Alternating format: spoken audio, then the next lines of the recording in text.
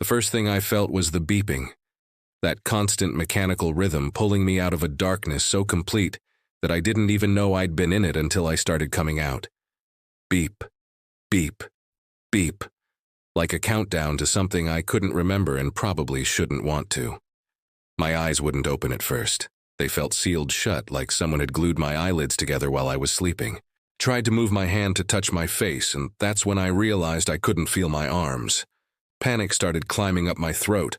I wanted to scream, but my mouth wouldn't work either. There was a tube in my throat, cold plastic running down into somewhere deep inside me where I'd never felt anything before. That's when the real fear started. My name is Emma, and I have no idea how I got here. When the nurses finally came and removed the tube, it felt like they were pulling my entire body out through my mouth. I tried to ask them what happened, but my voice came out as a broken rasp, like I'd been screaming for days. Maybe I had been. I didn't know. I still don't know. "You're awake," the nurse said, and she smiled like I'd just accomplished something miraculous. "Welcome back. You gave us quite a scare." I tried to ask her what she was talking about. Gave her a scare? Back from where? But the words wouldn't come out right. They were jumbled, confused, like my brain couldn't translate what I wanted to say into actual language. "It's okay," she said, mistaking my confusion for pain. "You're in St. Catherine's Hospital. You were brought in 3 days ago. You've been sedated. The doctors will explain everything when you're more coherent." 3 days. I'd lost 3 days. I looked down at my body expecting to see injuries, bandages, something that would explain why I was lying in a hospital bed with no memory of how I got there. But except for an IV in my arm and various monitors stuck to my chest, I looked fine. More than fine. My skin was pale, yeah, but intact. No casts, no visible wounds. "What happened to me?" I managed to croak out. The nurse's smile faltered. She exchanged a look with another nurse standing in the doorway. A look that said, "This is not my responsibility." "The doctor will be in to see you shortly," she said, and she busied herself with checking my vitals, avoiding my eyes. That's when I tried to move my left arm to scratch an itch on my shoulder, and I felt something strange. A soreness, like a fresh wound. I looked down, and that's when I saw it. A tattoo. On my inner left forearm in large black letters, "Run." Just one word, "run," like a command, like a warning.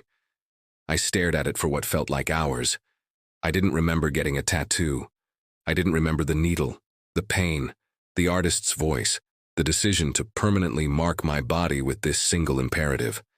But there it was, stark and dark against my pale skin, looking like it had been done recently. The skin around it was still slightly inflamed, still tender to the touch. "When did I get this?" I asked the nurse, pointing at my arm.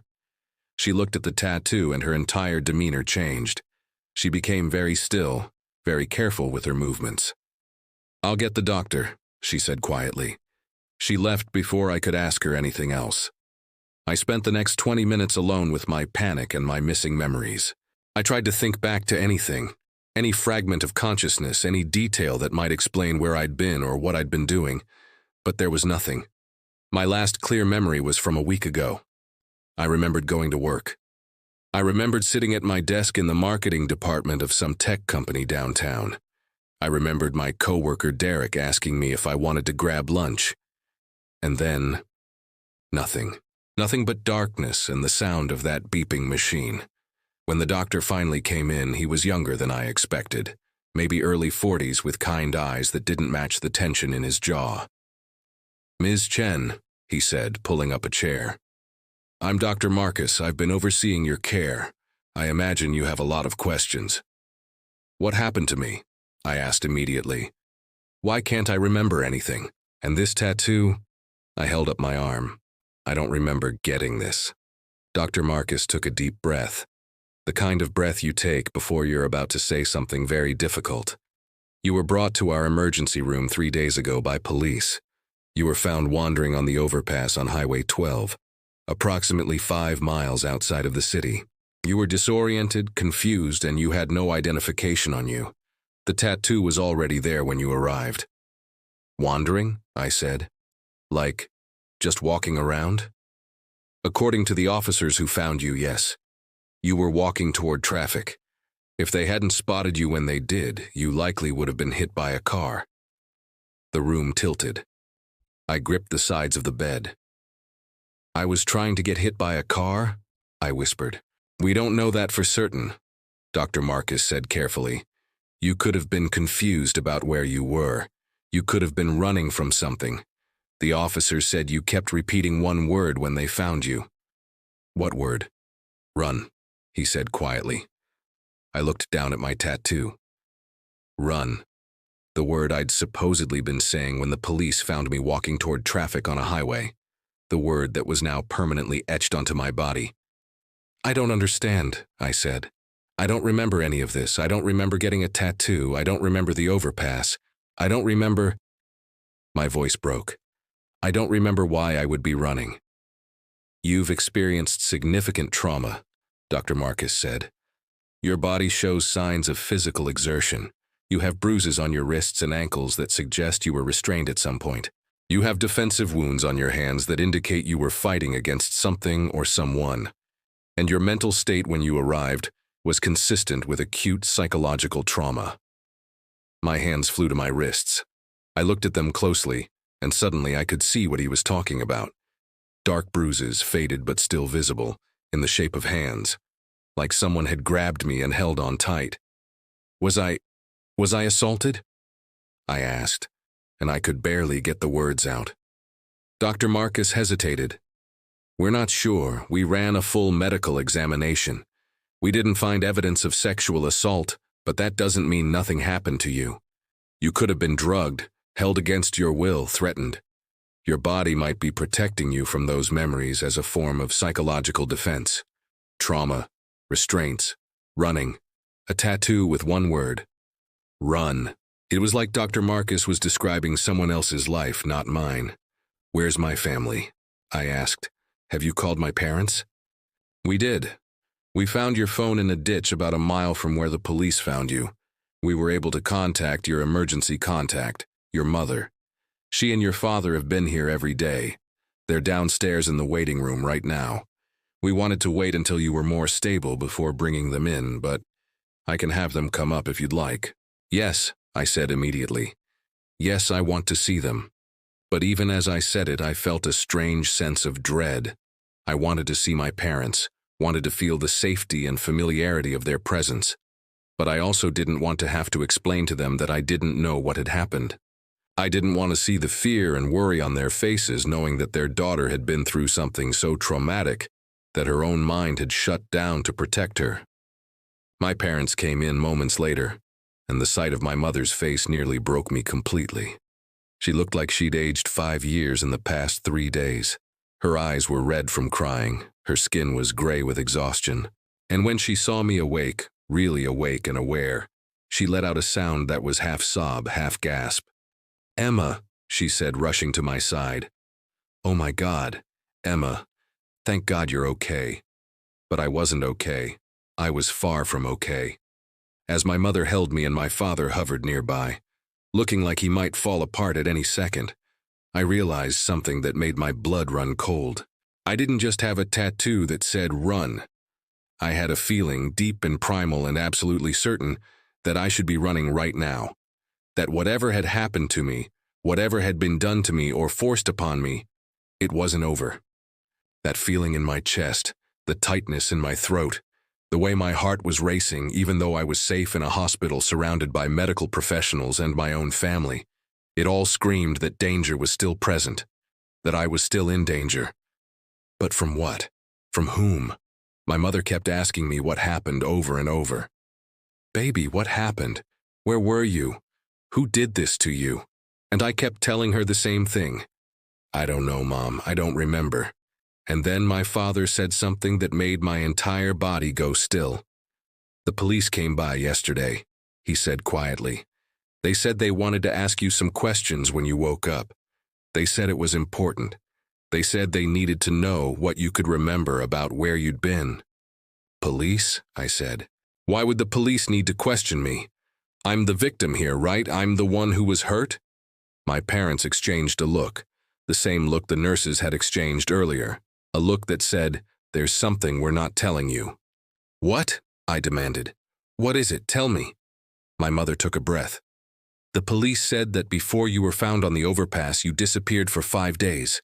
No one knew where you were. Your boss filed a missing persons report.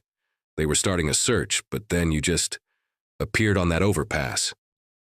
5 days, I said. "I lost 5 days?" "You've been asleep for 3 days since you got here," my father said. "That's 8 days total that you can't account for. 8 days of my life. Gone. Just erased from my memory like someone had taken a pencil to the pages of my life and rubbed them clean." "Why would the police need to question me?" I asked again. "What would they want to know?" My mother hesitated, then pulled out her phone. She showed me a news article.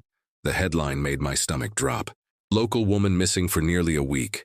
Found safe, but authorities still searching for answers." The article had a photo of me, a photo I recognized from my LinkedIn profile, alongside another photo. A man, around 40, expensive suit, professional headshot. "Who is that?" I asked. "That's Marcus Whitmore," my father said quietly. "He's a prominent businessman in the city. He owns several real estate companies, some hotels, various ventures. According to the police, you were found with his wallet in your possession." I looked down at my tattoo. Run. And suddenly I understood why that word felt so significant. Why it was marked on my body so prominently. Why the police would want to question me. "Did I hurt him?" I whispered. "The police think I did something to this guy?" "We don't know what happened," my mother said, but her voice was uncertain. "The police wouldn't tell us much. They just said they need to speak with you as soon as you're well enough." I looked at my hands, at the defensive wounds Dr. Marcus had mentioned, at the bruises on my wrists, at the fresh tattoo on my arm commanding me to run, and I realized something that made my skin crawl with a terror so profound I could barely breathe. I didn't just not remember what happened to me. I didn't remember what I might have done, because somewhere in those 8 missing days, something had gone very wrong. Something had driven me to get a tattoo that was essentially a warning to myself. Something had left bruises on my body that suggested a struggle.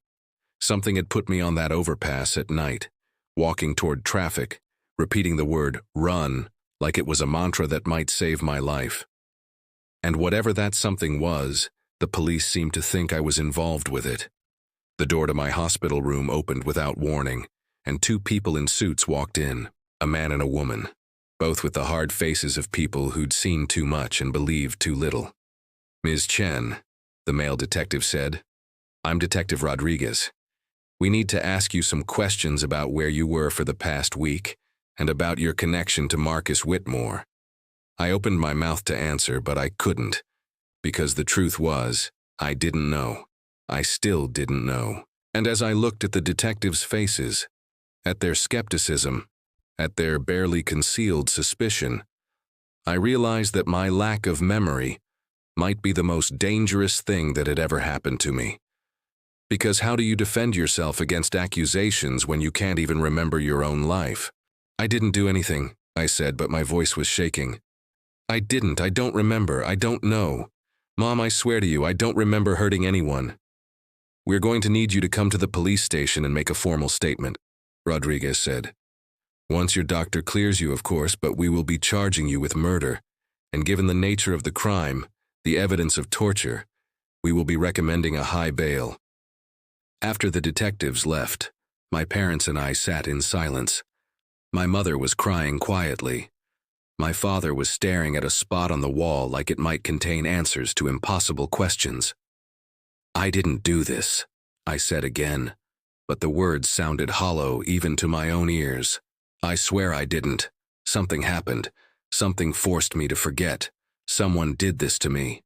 "Then we need to find out who," my father said, and his voice was harder than I'd ever heard it. "Because right now it looks like you did this, and we need to prove otherwise."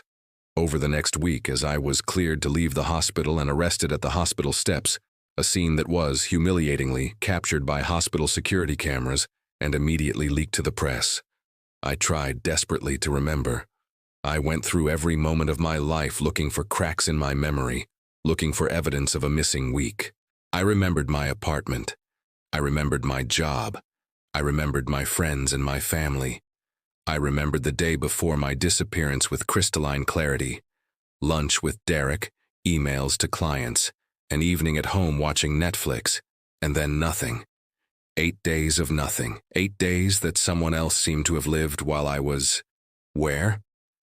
My lawyer was a woman named Patricia Morse, hired by my parents at enormous expense.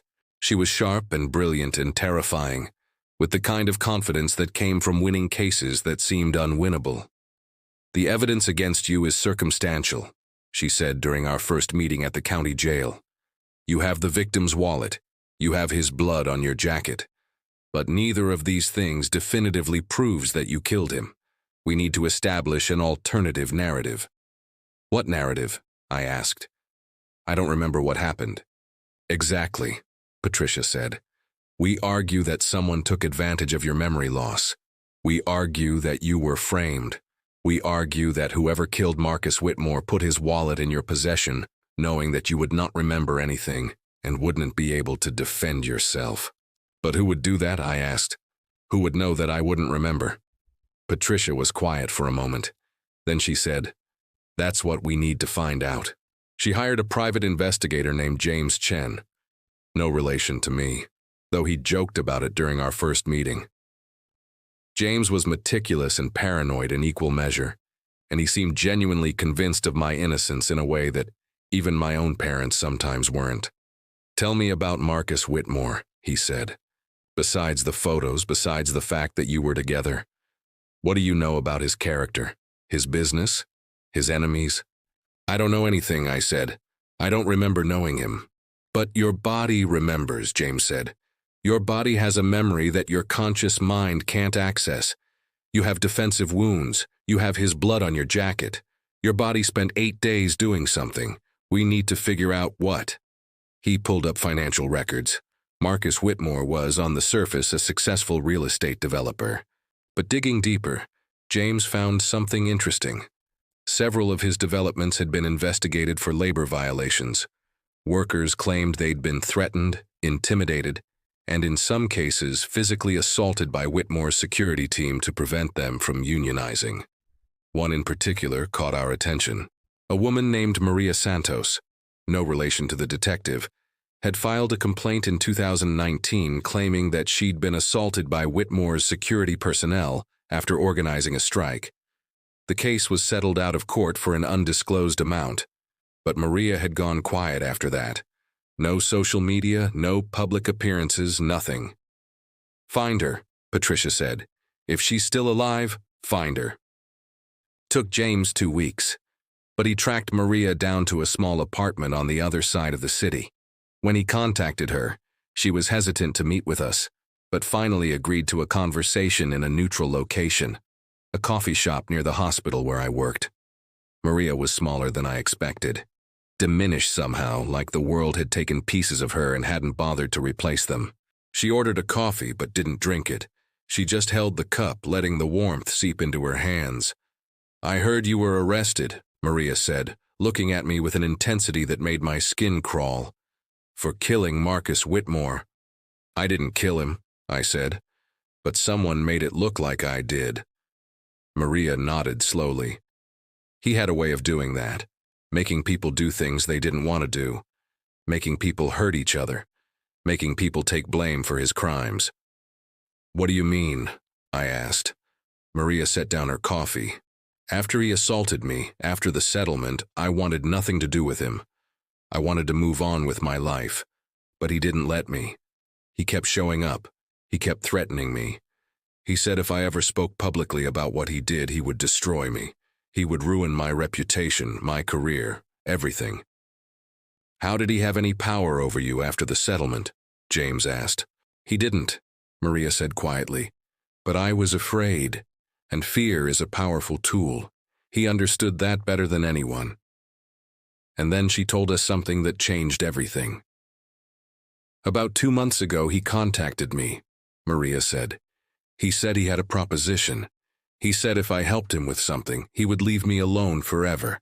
He said if I didn't, he would make sure I lost everything. What kind of proposition? I asked. He wanted me to find someone, Maria said. Someone he was involved with romantically. Someone he thought might be threatening to expose him. He wanted me to set her up, to frame her for something. I felt the air leave my lungs. Me, I whispered. He wanted you to frame me. I didn't know it was you at first, Maria said. He just showed me photos. But yes, he wanted me to frame you for his murder. How? James asked. How did he plan to frame you for his own murder if he was planning to die? Maria looked at me directly. He wasn't planning to die. He was planning to fake his death.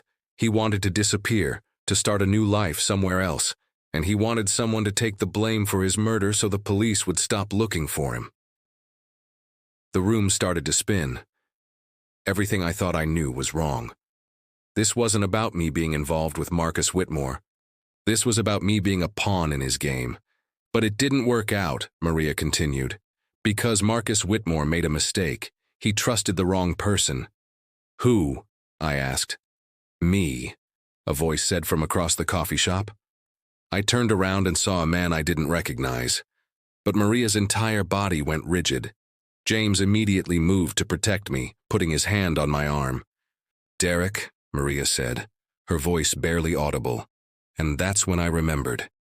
Not the past 8 days, but enough. I remembered Derek from work. I remembered my coworker Derek who had called me on September 14th. But I also remembered something else. Something that my mind had blocked out. I remembered Derek's hands on my face. I remembered Derek forcing a pill down my throat and telling me not to fight. I remembered Derek's voice saying, I'm sorry, but he's paying me too much money to let this go wrong. Derek had been inside the coffee shop the entire time, listening to everything. James reached for his phone to call the police, but Derek pulled out a gun. Don't, he said quietly. Everything that happened next occurred in slow motion and in a frantic blur simultaneously. James tried to reach for Derek. Maria screamed. Derek fired. James fell backward, blood spreading across his shirt. And that's when my memory came flooding back. Not just fragments, all of it, the entire 8 days. I remembered waking up in Derek's apartment, drugged and confused. I remembered him telling me what Whitmore had paid him to do. To drug me, to make me forget. To put me in a position where I would be arrested for a murder I didn't commit. I remembered fighting him. I remembered trying to escape. I remembered him beating me, restraining me, forcing me into a car. I remembered being taken to the warehouse where Whitmore was waiting. And I remembered what happened there. Whitmore had wanted to see me suffer. He wanted me to understand what was happening. He wanted me to know that I was about to take the fall for his murder, that I would spend the rest of my life in prison, while he disappeared with his money and started over. But somewhere in that warehouse, something had gone wrong. Derek had a crisis of conscience, or maybe he'd realized Whitmore wasn't going to pay him the rest of the money he'd promised, or maybe something else entirely. But Derek had turned on Whitmore, and I, drugged and desperate and furious, had fought back. I remembered the struggle. I remembered the violence. I remembered Derek saying, "We have to make it look like you did it. I'm sorry, but that's the only way I get out of this alive." And I remembered saying no. I remembered refusing. I remembered taking Derek's gun and pointing it at him and telling him to get the hell away from me. I remembered watching him run. I remembered being alone with Whitmore in that warehouse, and I remembered the choice I faced. Call the police and face murder charges, or run. So I ran. The tattoo on my arm suddenly made sense. Run! Derek or someone else must have tattooed it on me while I was sedated. A final insult, a final reminder that I was supposed to run, that I was a fugitive, that I was guilty. But I wasn't guilty. And as I looked at Derek standing in that coffee shop with a gun in his hand, as I watched him aim it at Maria, as I saw James bleeding on the floor, I made a decision. I grabbed the coffee cup in front of me, boiling hot, and threw it at Derek's face. His scream echoed through the entire coffee shop. He dropped the gun and I grabbed it, trained it on him with shaking hands.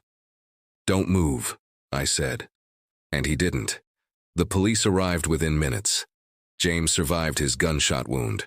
Derek was arrested and, through a combination of his own admission under interrogation and evidence that James's private investigation uncovered, the entire scheme unraveled.